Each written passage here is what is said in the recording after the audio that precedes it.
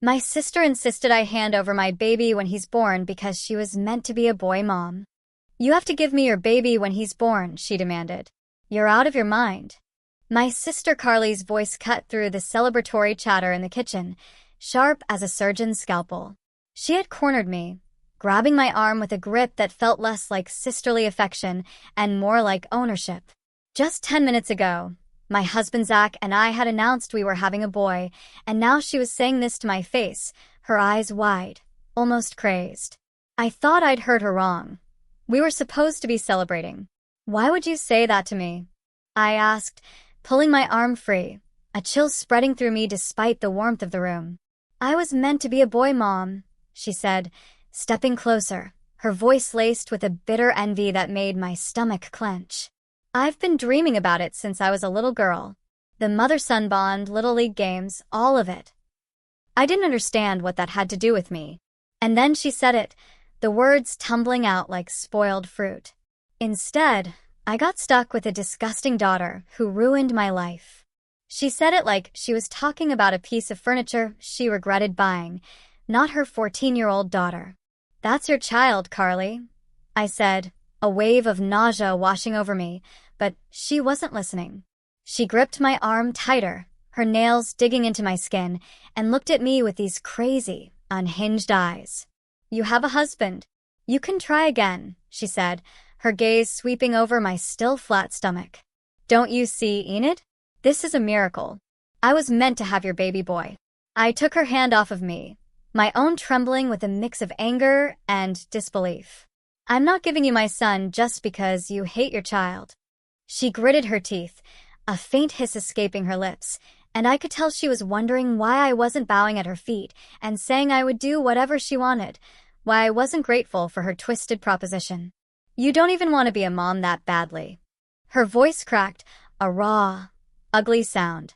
I would cherish every second with him. But you didn't even cry when you found out you were pregnant. That's when Zach appeared in the doorway, his tall frame suddenly filling the space. From the sick, horrified look on his face, I could tell he'd heard what she was demanding of me. His face went hard, a granite mask of fury, and he stepped between us. Get away from my wife. Carly didn't flinch. Stay out of this. This is a family matter. You're going to leave, he said, his voice low and steady, a dangerous calm, and you're never going to speak to her again. Do you understand me? She looked at him like he was an ant, then past him, directly at my stomach. A smile, slow and certain, spread across her face, a chilling, triumphant smirk. You can say no all you want, she said. Doesn't change what's coming. She turned and walked out with a confidence that made my blood run cold, like she already knew how this was going to end. Zach grabbed my hand before I could follow her out, his grip tight, reassuring. We need to leave, he said, his voice urgent. Right now. But I shook my head, the adrenaline still coursing through me. That's what she wants. She wants to blow everything up and make me look crazy. If we leave now, she wins.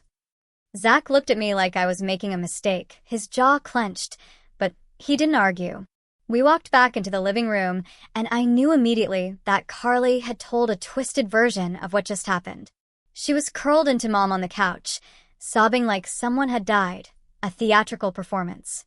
Dad was standing by the window with his arms crossed, jaw tight, refusing to look at me, his usual escape. And Carly's daughter, Jordan, was in the corner by the bookshelf, pressed against the wall like she was trying to disappear, a ghost in her own home. The only sound was Carly's exaggerated crying. I wasn't going to let her control this narrative. She just asked me to give her my baby, I said, my voice loud enough for everyone to hear, my words cutting through the false drama. Those were her exact words. She cornered me in the kitchen, grabbed my arm, and told me I need to hand over my son when he's born. I waited for the shock, for the outrage, for someone to turn to Carly and demand to know what she was thinking. Mom looked up at me. Her face was calm, eerily serene. We know, she said. She told us. Okay, I said slowly, my mind reeling. And we think you should consider it. I laughed, a harsh, disbelieving sound, because there was no way I heard that right. But nobody else was laughing. Dad was still staring out the window. Carly had stopped crying and was watching me through her fingers, a predatory glint in her eyes. Even Zach had gone still beside me, his presence a solid, reassuring weight. "I'm sorry," I said. "You think I should consider giving my baby away?" "Not giving him away?" Mom said like I was being dramatic, minimizing the horror. "Just letting Carly be more involved. Maybe even." She paused, choosing her words carefully, her voice dropping to a conspiratorial whisper. "Maybe even letting her take the lead on raising him. You could still see him. You'd still be his mother, but Carly would be his primary caregiver." "That's insane." "Is it?" Dad finally turned from the window, his voice calm, but there was an insidious edge underneath it. "You work constantly. You've said yourself you weren't even trying to get pregnant. You didn't even seem that excited when you found out." "I was excited," I said, my voice tight with frustration. "I was in shock. There's a difference." "Carly has been wanting this for 14 years, Mom said, her tone saccharine. "She's read every parenting book. She's taken classes. She would be home with him every single day while you're at the office." "I'm not quitting my job to prove I deserve my own child." "See, that's the problem," Dad said, his voice cold, final. "It's always about you. What you want, what you're willing to sacrifice. Have you even thought about what's best for the baby?" I felt like I was in an alternate universe, a distorted reality. These were my parents, the people who raised me, and they were standing in this living room telling me to hand my son over to my sister like he was a borrowed car. "What's best for the baby," I said slowly, each word deliberate, "is being raised by his actual mother, not by someone who—" I stopped. I looked at Jordan, still frozen in the corner, a small, spectral figure. She was staring at the floor, but I could see her hands trembling slightly at her sides, a silent testament to the daily trauma she endured. "Not by someone who what?" Carly said, sitting up now, the tears gone, her voice sharp, challenging. "Go ahead, finish that sentence." "Not by someone who calls her own daughter disgusting." The room went dead silent. Jordan's head snapped up, her eyes meeting mine for just a second, and I saw something flash across her face. Surprise, like she couldn't believe someone had actually said it out loud, that her unspoken truth had been given voice. "That's not—" Mom started, her calm facade finally cracking. She said it to my face. I cut her off, my voice ringing with righteous anger. "Just now in the kitchen. She called Jordan a disgusting daughter who ruined her life. Those were her exact words. And you're telling me to give her another child?" I looked at Jordan again. She was watching Carly now, waiting to see how she would spin it, how she would twist the narrative. I'd seen that look before on other people, the look of someone who's been gaslit so many times they've stopped expecting anyone to believe them, stopped trusting their own reality. "Carly," Dad said slowly, his voice hesitant. "Is that true?"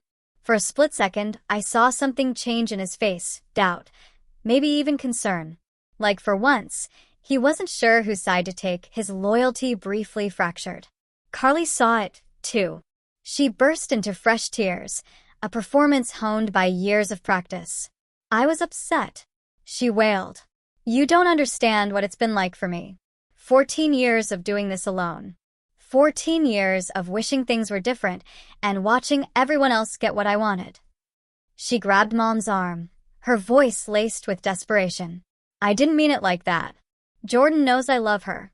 Tell them, Jordan. Tell them I'm a good mother." Every head in the room turned to Jordan. She was 14 years old, and suddenly the entire weight of the room was on her slender shoulders. I watched her face cycle through emotions, fear, exhaustion, something that looked like hope dying before it could fully form. "She's a good mother," Jordan said quietly, her voice flat, rehearsed, like she'd said it 1,000 times before. Mom relaxed. Dad's face smoothed over. That was all it took for the moment of doubt to disappear, for the family's equilibrium of denial to reassert itself. "See." Carly wiped her eyes, a triumphant glint returning. "Jordan understands. We have our difficult moments, but we love each other. I felt something twist in my stomach, a cold, sickening realization. You just made her lie for you right in front of all of us. She's not lying. She's scared of you. I looked at my parents, their faces now a wall of indifference. Can't you see that? She's standing in the corner shaking, and you're acting like everything's fine. Families are complicated, Mom said, her voice dismissive. You'll understand when you're a mother. I understand right now. I understand that you're watching a child get manipulated in real time. And you don't care because it's easier to believe Carly than to admit something's wrong. Don't talk about my daughter. Carly snapped, her voice regaining its edge. Someone has to. I was shaking now, my own rage finally breaking through. You called her disgusting. You told me she ruined your life, and now you're using her as a prop to prove you're a good person. What kind of mother does that? The kind who's been doing it alone for 14 years. Carly was standing now, towering over me, her voice rising to a shriek. While you got everything handed to you, the husband, the career, the baby boy. And what do I get? Nothing. That's enough, Dad said, his voice cold, final. Enid, I think you and Zach should leave. Gladly. I grabbed my purse, the strap digging into my shoulder. But I'm telling you right now, I'm not giving her my son. Not now. Not ever. Mom stood up, her face tight with a menacing promise. If you walk out that door, there will be consequences. What consequences? We have rights as grandparents. If we decide that baby isn't being properly cared for, are you threatening us? Zach finally spoke, his voice quiet but hard, resonating with controlled fury. Because that's what it sounds like. We're expressing concern, Dad said, his voice unwavering. Concern? Zach stepped forward, his body shielding me. Your daughter just asked for our baby. Your other daughter made a child lie to protect her. And you're concerned about us? Nobody answered. Carly was staring at me with that same cold smile from the kitchen, like this was all going exactly how she wanted. We're done, I said. I looked at Jordan one more time. She was watching me with this look I couldn't forget, like she'd been drowning for years and someone had finally noticed, a flicker of desperate hope in her eyes. I'm sorry, I said to her, a promise hanging in the air. Then I grabbed Zach's hand and we walked out the door, leaving behind the suffocating tension, the unspoken threats, the chilling betrayal. I can't even wrap my head around what just happened. My own mother looked me in the eye and asked if giving away my baby would really be that bad. My father wouldn't even look at me. And Carly just sat there crying like she was the one being attacked. I defended her daughter, and somehow I'm the villain. I'm done being the reasonable one. Done explaining myself to people who already made up their minds. Carly wanted a war. She's about to find out I don't lose. I thought I was ready for whatever she threw at me. Then I came home from my doctor's appointment and found the front door open. A cold dread settled in my stomach, a premonition of disaster. I ran inside and stopped dead. Carly was straddling Zach on the couch, her hands pressed against his chest, her face inches from his, her eyes wide, unblinking. He was struggling underneath her, his face contorted in a desperate attempt to push her away. You could fix everything right now, she was saying, her voice a low, insistent murmur. Just say yes. I didn't hesitate. A primal surge of protective fury coursed through me. I grabbed a fistful of her hair and yanked her backward as hard as I could. It was like I had been wanting to do that for years, to pull her away from everything she touched, everything she tried to poison. She flew off of him and hit the floor, landing with a soft thud. For a second, she just lay there gasping, the wind knocked out of her. Then she looked up at me, her eyes blazing with an unholy fire. You bitch. She scrambled to her feet and came at me, but Zach was already up, shoving her back, his body a shield between us. He wanted it, she screamed, clawing at the air, trying to get past him. He was going to say yes. I saw it in his face. Get out, I said, my voice shaking with rage. Get out of my house right now. Or what? You'll call the police? She laughed, a sharp, unhinged sound that sent shivers down my spine. And tell them what? That your sister came over to talk? That she sat too close to your husband? Who do you think they're going to believe? The pregnant woman who cuts off her whole family? Or the poor grieving widow just trying to be part of her nephew's life? They'll believe the security camera, I said. Carly froze. What? The one in the living room? The one that's been recording since you forced your way in. Her face went white, a sudden, stark realization of the trap she'd sprung herself into. I was bluffing. We didn't have a camera, but she didn't know that. You're lying. Try me. For a long moment, nobody moved. Then something changed in Carly's face.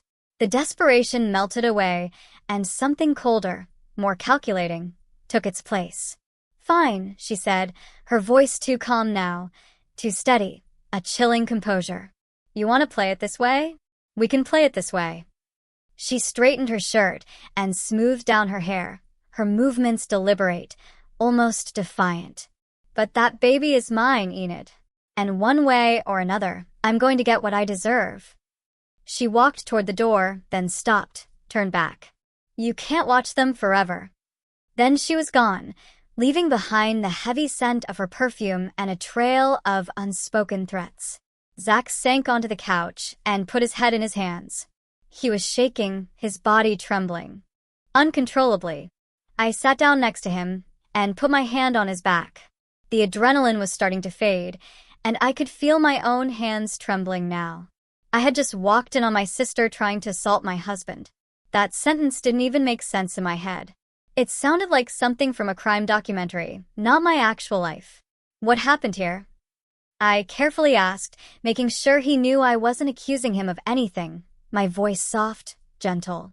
He didn't answer right away. He just sat there with his head in his hands, breathing hard like he'd just run a marathon, his chest heaving. I rubbed small circles on his back and waited. I wasn't going to push him.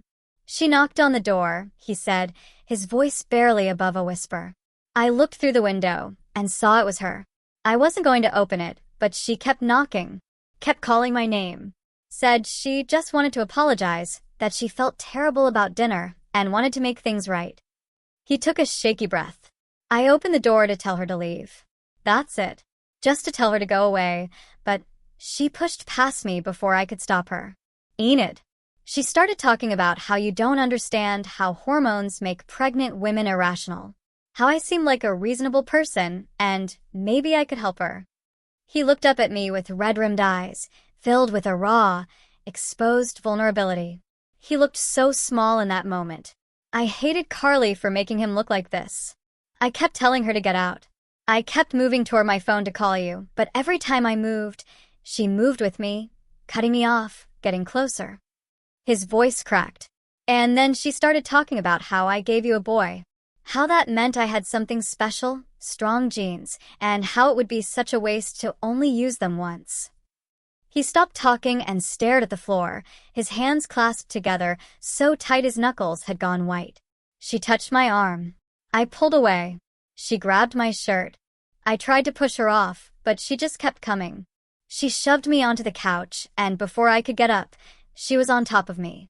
He stopped, swallowed hard, his throat tight with unspoken words. I couldn't get her off. I was trying not to hurt her because she's your sister, and I didn't know what to do. And she just kept saying she wanted me to get her pregnant. His voice was that I could give her a boy like I gave you. No one would have to know. He couldn't look at me. He was staring at the carpet like he was ashamed, like any of this was his fault. I pulled him into me and held him as tight as I could. It's not your fault, I said, my voice thick with emotion. Do you hear me? None of this is your fault. I should have never opened the door. His voice broke, a raw, painful sound. I let her in and hey. I pulled back and took his face in my hands, making him look at me. His eyes were wet. You did nothing wrong. She forced her way in. She wouldn't leave. She attacked you. That's on her, not you. Do you understand me? He didn't say anything. He just looked at me with this expression that made my heart shatter. Zach, I need you to hear me. This is not your fault. I feel like I should have been able to stop her. She caught you off guard. She manipulated her way in. That's what she does. That's what she's always done. I wiped a tear from his cheek with my thumb. You are not responsible for what she did to you. He buried his face in my shoulder, and I felt him shaking against me. My husband, the strongest person I knew, was broken down by my own sister. I held him and let him fall apart because that's all I could do. We sat like that for a long time. I don't know how long. I just held him and let him cry and tried to make sense of what had just happened. My sister had tried to assault my husband to get herself pregnant. I kept turning that sentence over in my head, trying to make it fit into reality. Carly had always been difficult, entitled, dramatic, yes, but this was something else entirely. This was a line I never thought she would cross. And if she would do this, what else would she do? The thought hit me like ice water. I was pregnant with the baby of her dreams, and she had just proven she would do anything to get what she wanted. We need to do something, I said quietly, my voice grim. We can't just let this go. Zach pulled back and wiped his face, his eyes red. You heard her. She's already figured out what she's going to say. Grieving widow, crazy pregnant sister. Who are they going to believe? So, what do we do? I thought about my parents, how they'd sided with Carly at dinner, how they'd threatened me with grandparent rights. If I told them what happened, they'd find a way to make it my fault. They'd say Zach misunderstood. They'd say Carly was just emotional. They'd twist it around until I was the villain again. We were on our own. No family, no support, just us against whatever Carly was going to do next. I don't know, I admitted, my voice a whisper of despair. But we have to be ready, because she's not going to stop. Zach nodded slowly. He still looked shaken, but something harder was settling into his face, a steel resolve. If she comes back here, I'm calling the police. I don't care what she says. I don't care who believes what. She's not stepping foot in this house again. Agreed. We sat there in the quiet, holding hands, trying to figure out how everything had gone so wrong so fast. I kept thinking about the look on Carly's face when she left, that cold certainty, like she already knew how this was going to end. My sister had tried to assault my husband to get herself pregnant. I didn't know how to process that. I didn't know if I ever would. We just held each other and tried to breathe. An hour later, the doorbell rang again, its cheerful chime a jarring contrast to the tension that still hung heavy in the air. Zach went stiff beside me. If that's her, I'll check. I looked through the peephole. It wasn't Carly. It was Jordan. I opened the door, and she was standing there hugging herself, trembling so hard her teeth were chattering. Her eyes were red and swollen, and there was a bruise across her left cheek, dark purple against her pale skin. Jordan, what happened? She tried to speak, but all that came out was this tiny, broken sound. Come inside, I said, pulling her in. You're safe now. Come inside. Zach wiped his face quickly and got her water while I sat her on the couch. She couldn't stop shaking. Every few seconds, she'd flinch like she was bracing for a blow that wasn't coming, her body wired for impact. Take your time, Zach said softly, handing her the glass. His hands were still trembling from what had happened, but he pushed it aside, his focus now entirely on her. You're okay now. Jordan took a shaky breath. She came home angry. I heard the car, the way she slammed the door. I went to my room, but she came and found me. What did she do? Jordan's eyes went distant, fixed on a horrifying memory. She was screaming before she even got up the stairs, saying it was my fault, that everything wrong in her life was because of me. She sniffled hard. She grabbed my hair and dragged me into the hallway. I tried to cover my face, but she just kept hitting me. She touched her bruise and winced, a raw, physical pain. She said if I had just been a boy, none of this would be happening. She said she spent 14 years looking at me and feeling sick. She said my dad would still be alive if I hadn't disappointed him so much that he didn't want to live anymore. Jordan.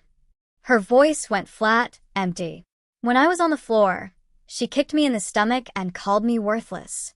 And then she grabbed my arm and threw me out the front door and told me if she ever saw my face again, she'd make me regret it. She looked up at me with hollow eyes, utterly defeated. I didn't know where else to go. I pulled her into a hug. She was so thin, so small, her body trembling against mine. "You're staying here," I said. "With us. You're not going back to her. She'll come looking for me. Let her come." Zach sat down on the other side of Jordan and put his hand on her shoulder. She flinched at first, then relaxed, leaning into his touch. "You're safe," he said. "She's not going to hurt you again." Jordan looked between us, her eyes wide, confused, hopeful, terrified it wasn't real. She started crying then. Not loud, just these quiet, exhausted tears that had been held back for too long. I held her and let her cry, her small body racked with sobs. This whole day has been a mess. I walked into my own house and found my sister on top of my husband. She looked me dead in the face and said he wanted it. Then she went home and beat her 14-year-old daughter until she ran away. And somehow, my parents still think I'm the problem. I don't even have words for this. What kind of person does these things? I'm not just protecting my baby anymore. I'm protecting Jordan, too. Wait until you hear what Jordan told me. Carly just lost the only person she had left. She doesn't even know it yet. Jordan told me everything that night. After she stopped crying, after Zach made her something to eat, a plate of warm, comforting food, after the shaking finally stopped, she started talking. And once she started, she couldn't stop. "You know, she only named me Jordan so she could pretend I was a boy," she said quietly, her voice flat, devoid of emotion. We were sitting on the couch together. Zach was in the chair across from us, his gaze unwavering. I looked at her. "What do you mean?"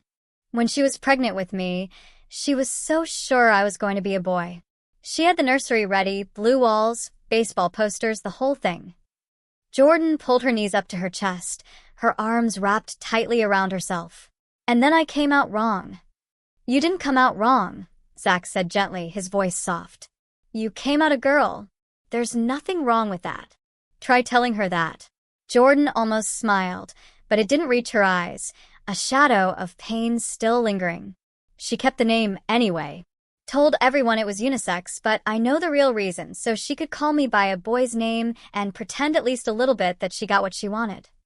I reached over and put my hand on her arm. "How long have you known this?"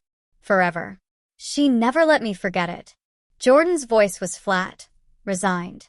"That's why she used to shave my head." I remembered that. Everyone would tell Carly to let Jordan's hair grow, that she would look so beautiful with long hair. But Carly always refused. Always had the same excuse. Every few weeks when my hair started to grow out, she'd sit me down in the bathroom and shave it all off. Because it was easier to manage, I finished for her, the old excuse ringing hollow. "Yeah." Jordan looked down at her hands, picking at a loose thread on the couch cushion. She didn't want me to look like a girl. Zach leaned forward, his face grim. "How long did that go on?" Jordan touched her hair, shoulder length now, tangled and messy from running. "Until I was 11. That's when I started fighting back. Really fighting, screaming, locking myself in my room. She couldn't hold me down anymore, so she stopped." She let out a bitter laugh. "This is the longest it's ever been. 14 years old, and I'm finally allowed to have hair past my ears. Lucky me." The sarcasm in her voice was sharp, but I could hear the deep, raw pain underneath it. And no one could help, no matter what. My teachers saw the bruises, but she always had an excuse. I fell. I was playing rough. I was a difficult child. And everyone believed her because she's so good at being the victim. She looked at me, her eyes pleading for understanding. "You saw it at dinner. The way she turned it around on you." I saw it. I nodded, my heart aching for her. I just didn't understand how deep it went. I thought about all the family gatherings over the years. All the times I'd seen Jordan sitting quietly in the corner, a silent observer. All the times I'd noticed something seemed off but told myself it wasn't my business, that I shouldn't interfere. A wave of guilt washed over me. I should have said something. I should have done something. It goes all the way down. Jordan picked at a thread on the couch cushion. She only let me wear boys' clothes. Jeans, t-shirts, Nothing with flowers or pink or anything girly. When I started middle school, teachers asked questions, so she let me wear some girl stuff to school. But at home, it was back to the same thing. Zach shook his head, his jaw tight. And let me guess, she used that grieving widow raising a difficult daughter all by herself excuse that she loves so much when questions started getting heavy. Jordan laughed bitterly. Yeah, everyone constantly feels sorry for her. That's her whole thing. She makes people feel sorry for her, and then she gets whatever she wants. She stopped suddenly, looked down at her hands, her shoulders hunching. I shouldn't be telling you all this. She's still my mom. I know that sounds stupid, but it doesn't sound stupid, I said softly, reaching out to touch her arm. She's your mom. Of course, you have complicated feelings. But Jordan, what she's done to you isn't okay. None of it is okay. Jordan was quiet for a moment. Do you actually believe me? The question was so small, so fragile, like she was bracing herself for me to say no. Of course I believe you. Because no one ever does. I've tried telling people before, and they always, I believe you, I said again, firmer this time, my voice unwavering. Every word. Zach moved from the chair to sit on Jordan's other side. She flinched at first, but didn't pull away. I believe you too, he said quietly, his voice filled with a profound empathy. And I know what she's capable of. She hurt me today. What she did to me. He paused, his jaw tightening, reliving the trauma. You're not alone in this. Not anymore. Jordan looked at him with something like recognition, like she finally had someone who understood, someone who shared her burden. She used to tell me things when I was little. Jordan continued, her voice steadier now, gaining strength. Things I believed because she was my mom and I didn't know any better. Like what? Zach asked, his voice gentle. Jordan was quiet for a moment. She opened her mouth to speak, then closed it. She tried again. That I was supposed to be a boy. I ruined her life by being born wrong. She convinced me that my dad died because he was so disappointed in me. He didn't want to live anymore. Jordan. I grabbed her hand, squeezing it tight. That's not true. None of that is true. I know now. She squeezed my hand back. But when you're 6 years old, and your mom tells you your dad killed himself because of you, you believe it. You believe it for a long time. Her voice cracked on the last word, and she had to stop. She pressed her hands against her eyes and took a shaky breath. Take your time, I said softly. You don't have to tell us everything tonight. No, I want to. I need to. She dropped her hands and looked at me with wet eyes, raw and vulnerable. I've been holding this in for so long. I just need someone to finally know. The room went quiet. Zach reached over and put his hand on Jordan's shoulder. She looked surprised, but she didn't pull away. You can let it all out, Zach softly said. Cry, scream, talk to your heart's content. We're here for you. For once, Jordan felt comforted. So she continued. There was this one time. I was 9. I'd saved up my allowance and bought a dress from a thrift store, yellow with little flowers on it. I hid it in the back of my closet and only wore it when she wasn't home. She paused, her voice laced with a bitter memory. She found it, dragged me into the living room, and made me watch while she cut it into pieces with scissors. She said if she ever caught me wearing girl clothes again, she'd make sure I regretted it. Jordan's hands balled into fists, her knuckles white. I was 9. What kind of person does that to a 9-year-old over a dress? I could end her, I said, the words coming out before I could stop them, a primal roar of protective fury. I'm sorry. I know she's your mom, but I could actually end her for doing that to you. Jordan stared at me, her eyes wide. I don't think anyone had ever been angry on her behalf before, a new, unsettling sensation. Zach put his hand on her shoulder, a silent gesture of solidarity. And when I was 10, I painted my nails, just clear polish. You could barely even see it. Jordan's voice was shaking now, but it wasn't sadness anymore. It was anger, raw and fierce. She locked me outside in November. All night. I was in my pajamas, and I thought I was going to die.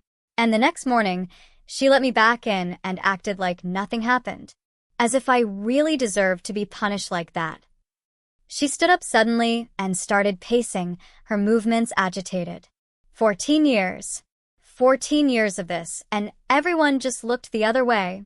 Teachers, grandma and grandpa, everyone. She was shaking with rage now, her body trembling.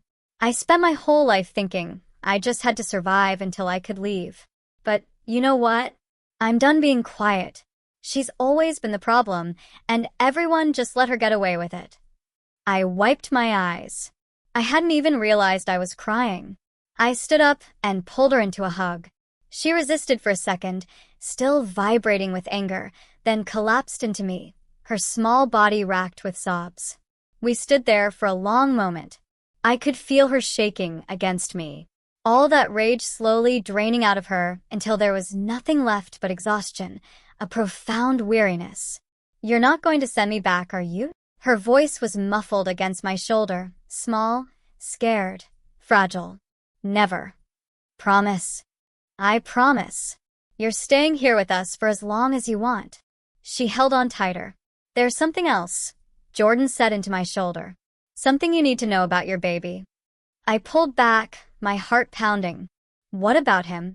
"When you announced you were having a boy," she went quiet. "You probably noticed. Everyone else was celebrating, but she just sat there staring at you." I nodded. I remembered.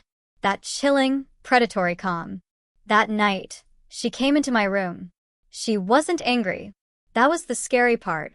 She was always angry. But this time, she was calm, almost happy. Jordan's jaw tightened. She said, "That's my second chance. That baby is going to fix everything." "What does that mean?" Zach jolted up at that, his eyes wide with a dawning horror. "She's been planning this for months. She has a nursery set up in the spare room. Blue walls, a crib, clothes, toys, everything." Jordan looked between us, her eyes filled with a chilling certainty. "She has a name picked out. She talks about him like he's already hers."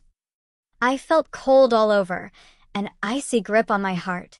"She's not going to stop," Jordan said, her voice a flat, dead pronouncement. "She's never going to stop. She's been waiting her whole life for a boy, and now she thinks she's finally going to get one. She doesn't care what she has to do." I thought about Carly on top of my husband. I thought about Jordan's bruise, the years of abuse, the nursery waiting for my son. "She's not getting him," I said, my voice firm, resolute. "She's not getting you either." Jordan looked at me, her eyes red and swollen. She looked exhausted, wrung out like she'd just run a marathon. "She always wins," Jordan declared, a lifetime of defeat in her voice. "Not this time." I shook my head. Jordan didn't say anything. She just leaned into me and closed her eyes, seeking solace. Zach came over and put his arms around both of us. We stood there in the quiet, the three of us holding each other up. For the first time in her life, Jordan wasn't alone. And neither were we. Jordan stayed over and slept in our guest room. I sat on the bed next to Zach, wondering how we were going to keep our baby safe from my crazy sister. He was coming any day now. But I'm not scared of her anymore. I'm angry. Angry for Jordan, for Zach, for myself. Let me tell you what happened just days after I gave birth. You're not going to believe this. Finally, my baby boy was born. He was healthy and perfect. I held him in my arms, and for a moment, I forgot about everything else. I just looked at my son and felt something I'd never felt before. Like I would do anything to protect him. Anything. We came home from the hospital 2 days after that. Jordan was still staying with us. She helped with the baby while Zach and I tried to figure out how to function on no sleep. Those first few days were a blur of feedings and diaper changes and exhaustion so deep it felt like drowning. And on top of that, I was on guard all the time. I kept waiting for Carly to show up, to call, to do something. But there was nothing. No contact from her. No contact from my parents. Just silence. Part of me wanted to believe it was over, that she'd finally given up. But Jordan's words kept echoing in my head. She's not going to stop. She's never going to stop. She's been waiting her whole life for a boy. By the fifth night home, I was so tired, I could barely see straight. Zach was the same. Even Jordan looked exhausted from helping us around the clock. That night, we all went to bed early. My baby was in his nursery down the hall.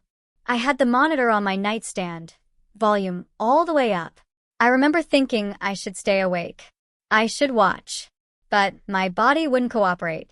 I was asleep before my head hit the pillow. I don't know how long I was out before Jordan was shaking me awake. Enid. Her voice was urgent, scared, a sharp whisper in the dark. Enid, wake up. I opened my eyes, and the room was dark. Jordan was standing over me, her face pale, a spectral figure in the gloom. What's wrong? I asked, still half asleep, my mind sluggish. I heard something. A door? I think someone's in the house. Zach was already sitting up beside me, his body tensed, his senses on high alert. What?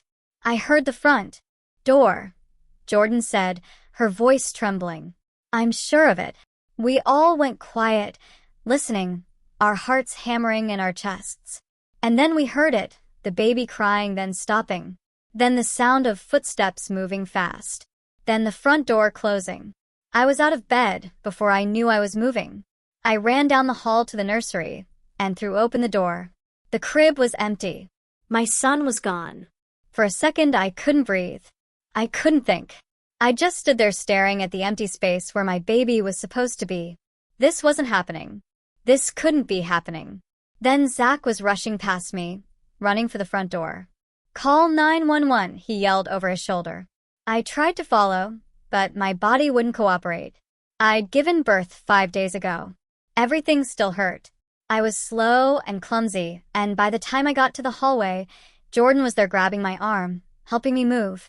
Give me your phone, I said. She handed it over, and I dialed 911 as we moved toward the front door. 911, what's your emergency? My sister took my baby. My voice was shaking so bad I could barely get the words out. She broke into my house and took my baby. She's in front of my house right now. Please hurry. I gave them the address and hung up. We made it outside and I saw them. Carly was halfway down the driveway, my son in her arms. She was moving fast, almost running, clutching him against her chest, and she was talking to him. I could hear his desperate crying and her voice, eerily calm, carrying in the night air. It's okay, baby. Mommy's here. Mommy's got you now. Everything's going to be okay. We're going home. Something inside me snapped. That was my son. She was calling herself his mother. Zach caught up to her first. He grabbed her arm and spun her around. Give me my son. Carly's face was wild. Her eyes were huge and darting everywhere, desperate. And she looked like she hadn't slept in days, a haunted, ravaged look. He's not yours, she said. He was never yours. He's mine. He's always been mine. Give him to me right now. No. She pulled away from him, clutching the baby tighter. He started screaming, this high-pitched wail that cut through the night, a sound of pure terror. You don't understand. None of you understand. I've been waiting my whole life for him. He's my second chance. He's going to fix everything. Zach grabbed her arm again, harder this time. Let go of my son. He's not your son. Carly tried to twist away, but Zach held on. They were struggling now, both of them pulling, the baby screaming between them, both trying to be so careful not to hurt him. I finally reached them. Jordan was right behind me, still holding my arm, keeping me upright. Every step hurt, a searing pain, but I didn't care. I would crawl if I had to. Carly, stop. I screamed, my voice raw. Give him back. Carly looked at me, and something in her face shifted. The desperation melted into pure hatred, a venomous glare. You, she spat. You don't deserve him. You never wanted him. You can't take care of him like I can. I've been preparing for him. I have a nursery. I have a name. I have everything ready. And you think you can just keep him from me? I won't let you. He's my son. He's my second chance. She was screaming now, spit flying from her mouth. Do you know what it's been like? 14 years of looking at her. She jerked her head toward Jordan, a cruel, dismissive gesture, and being reminded every single day of what I didn't get. 14 years of watching everyone else have what I deserved. And then you, my own sister, you get pregnant by accident, and it's a boy and you don't even appreciate it. I lunged for her. I didn't think about it. I just moved. I grabbed at the baby, trying to pull him from her arms. She held on tight, yanking him back, and for a horrible moment, we were both pulling on him, my son screaming between us. "Let go!" Carly shrieked. "He's mine." Jordan jumped in. She grabbed Carly's arm and tried to pry it off the baby. "Let him go. This is crazy. Just let him go." Carly's head snapped toward Jordan, and her face twisted into something ugly, truly monstrous. She let go of me with one hand and slapped Jordan across the face hard. The sound cracked through the air, sharp and sickening. "You," Carly hissed. "This is all your fault. If you had just been what I needed. If you had just been a boy." 14 years of disappointment. 14 years of looking at you and feeling sick. And now you're trying to take this from me, too. Jordan didn't back down. She grabbed Carly's arm again, harder this time. "I'm not letting you do this. Get off me." Carly tried to shake her loose, but Jordan held on. And in that moment of distraction, Zach moved. He wrapped both arms around the baby and pulled.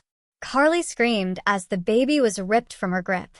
Zach stumbled backward, clutching our son against his chest, and then he was handing him to me, pressing him into my arms. I was holding my baby. I was holding him. He was safe. He was here. He was mine. Carly lunged for us, but Zach stepped in front, blocking her path. She tried to get around him, clawing at the air, screaming things that didn't even make sense anymore. "He's mine. You can't do this. He's supposed to fix everything. Give him back." Sirens wailed in the distance, getting closer. Carly heard them, too. For a second, something like panic flashed across her face. Then it was gone, replaced by that cold certainty I'd seen before, that chilling composure. "This isn't over," she said. "I'll get him back. I'll find a way. You can't watch him forever. You can't." The police cars pulled up, lights flashing red and blue across the front yard. 2 officers got out and started toward us. Carly saw them first. She straightened up, wiped her face, and something shifted in her expression. The crazy melted away, and suddenly, she looked like a scared, concerned mother, her eyes wide with feigned innocence. "Officers, thank God you're here." She pointed at me. "That's her. She broke into my house, and she's trying to take my baby." I was shocked and offended all at once. "What?" "She's been threatening me for months," Carly continued, her voice shaking with fake tears, a masterful performance. "She's obsessed with my son. She thinks he belongs to her. I don't know what's wrong with her, but please help me get my baby back." The officers looked at her, then at me. I was standing there in my pajamas, hair a mess, still bleeding from giving birth 5 days ago, holding a screaming newborn. "That's not true," I said, my voice hoarse. "She's lying. This is my baby. She broke into my house." "She's delusional," Carly said, her voice sharp. "Ask anyone. She's been stalking me. She's been harassing me. My whole family can tell you." The worst part about that was that our parents would somehow find a way to prove her right, and my life would be ruined forever. One of the officers held up his hand. "Okay, everyone calm down." "Ma'am," he looked at Carly. "You're saying this is your child?" "Yes." "His name is Michael. He's 5 days old." My blood ran cold. She knew how old he was. She'd been watching us. "His name is not Michael," I said. "His name is Theo. And I gave birth to him. You can check the records." "She's lying," Carly screamed, the mask slipping for just a second. "Why would I lie about my own baby?" The officer looked. "Between us, do either of you have identification?" "I do." Zach stepped forward, his voice firm, resolute. "I'm the father. I have my ID, and I have pictures from the hospital. My wife gave birth 5 days ago. This woman," he pointed at Carly, "is her sister. She's been harassing us for months, trying to take our baby." "That's not true." Carly was crying now. Real tears or fake ones. I couldn't tell anymore. He's not the father. He's lying. They're all lying. The other officer was looking at Jordan, at the angry red mark on her face. What happened to you? Jordan's voice was steady, clear, unwavering. She hit me. Just now when I tried to stop her from taking the baby. She's my daughter, Carly said quickly, her voice laced with a desperate attempt at control. She's troubled. She makes things up. She's been in therapy for years. You can ask anyone. I'm not making anything up. Jordan's voice cut through the night, a sharp, undeniable truth. She broke into their house with a key she's had since before they changed the locks. She went into the nursery and took the baby out of his crib. I heard her. I woke them up. And when I tried to stop her, she hit me, just like she's been hitting me my whole life. Jordan, stop it. Carly hissed, her face contorted. Tell them the truth. I am telling them the truth. For the first time in 14 years, I'm telling the truth. The officers exchanged a look, a silent understanding passing between them. One of them spoke into his radio, confirming our address, asking for backup. The other one turned to Carly. Ma'am, I'm going to need you to step away from the baby. No. You don't understand. He's mine. Ma'am, I've been waiting my whole life for him. The mask was gone now. Completely gone. Her face was a raw, exposed wound of desperation. Do you know what it's like to want something so badly and watch everyone else get it? She doesn't even want him. She didn't even cry when she found out she was pregnant. But I would be a good mother. I would be the best mother. He's supposed to fix everything. She lunged toward me, and the officers grabbed her. She fought. She kicked and scratched and screamed, calling me every name she could think of, telling the officers they were making a mistake, that the baby belonged to her, that she'd been waiting her whole life for him, that I stole him, that everyone was lying, that Jordan was a troubled child who made up stories. They had to force her arms behind her back, had to put her in handcuffs. She was still screaming when they put her in the back of the police car, still screaming as they closed the door. I watched the car pull away, lights still flashing, my son pressed against my chest, and I felt him breathing. It was over. Carly was charged with breaking and entering, attempted kidnapping, and assault. The prosecutor added child abuse charges after Jordan testified about everything she'd been through, her voice strong and unwavering. My parents tried to defend Carly at first, tried to say she was confused, that she needed help, not prison. But when Jordan took the stand and told the court about the head shaving and the yellow dress and the night she spent locked outside in November and every other thing Carly had done to her for 14 years, they went quiet. They didn't testify on Carly's behalf. They didn't testify at all. Carly was sentenced to 20 years.